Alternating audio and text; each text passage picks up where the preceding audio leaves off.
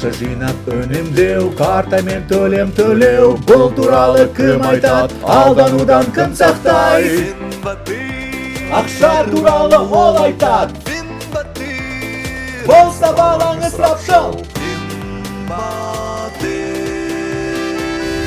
Финбатыр каржы әлемінің кахарманы. Акча дегенimiz не? Ең қуанышты және жарқын мереке. Бұл туған күн. Әпкеңмен туған күндерің бір күнде болса, құттықтаулар мен сыйлықтар да 2 есе көп болады. Сендер әжеміз сыйлықсыз келді деп ойлап қалған жоқсыңдар ғой. Жақында мектепке барасыңдар. Сендерге ақшаны дұрыс пайдалануды үйрену қажет. Көптен бері армандаған нәрселеріңді сатып алыңдар. Балалар болса, енді бұл ақша қағаздарымен не істейтіндерін ойлана бастады. Бұл ақша, мысалы, самокатқа, планшетке жетеді ме? Иә, бұл жерде біреудің көмегінсіз шешу мүмкін емес секілді. Акча жыйнап өнүмдөө, картамен төлөм, бул тууралуу ким айтат, алдануудан ким сактай?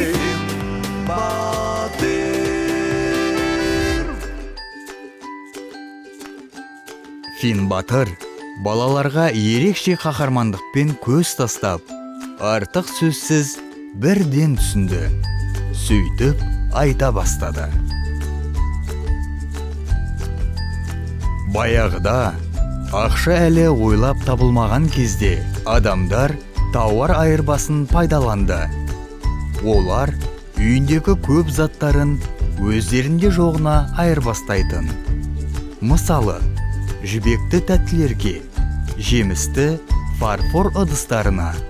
Және бұл өте ыңғайсыз болды. Енді бір алманы бүтін бір фарфор құмыраға айырбастауға кім келседі?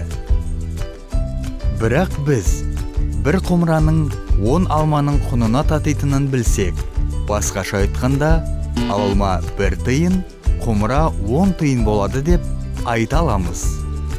Сондықтан біздің ата-бабаларымыз алтын мен күміс секілді асыл металдарды айырбастау үшін пайдалана бастады. Және олардан тиындар жасады. Бәрі-бірден әлде қайда оңай және ыңғайлы болып шықты. Содан бері дүкенде әрбір тауардың тұсында қанша тиын тұратыны жазылады.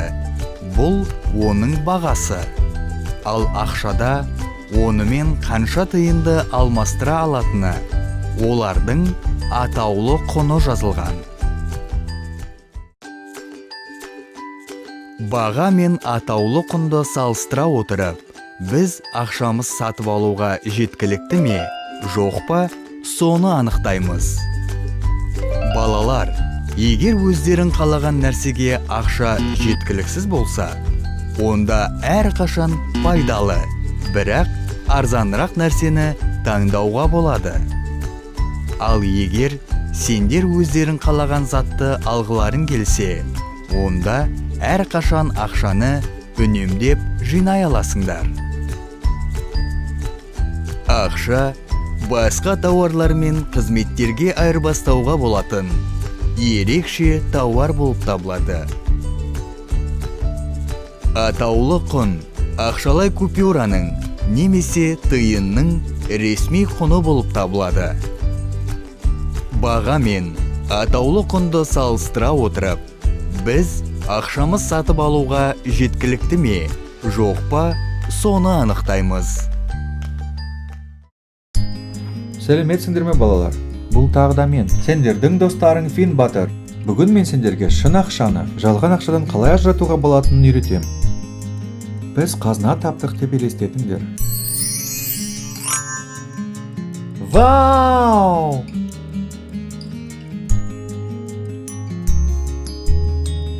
Сандықта неше түрлі банкноттар жатыр.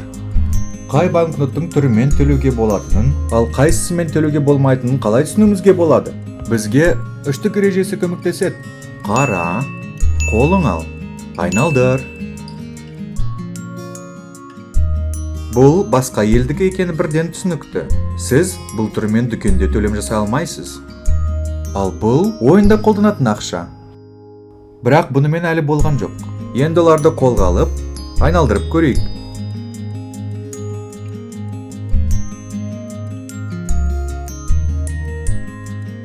Мынау өте текстеу екен. Әрине, бұл жалған ақша ғой. Шын ақшада дөңестер бар. Жолағы тегіс және жылтыр.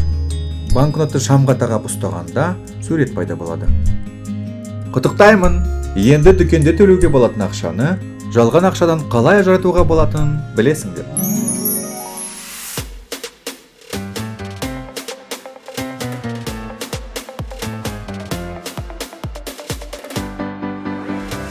Ақша жинап үнемдеу, картамен төлем төлеу, бұл туралы кім айтат, алданудан кім сақтай?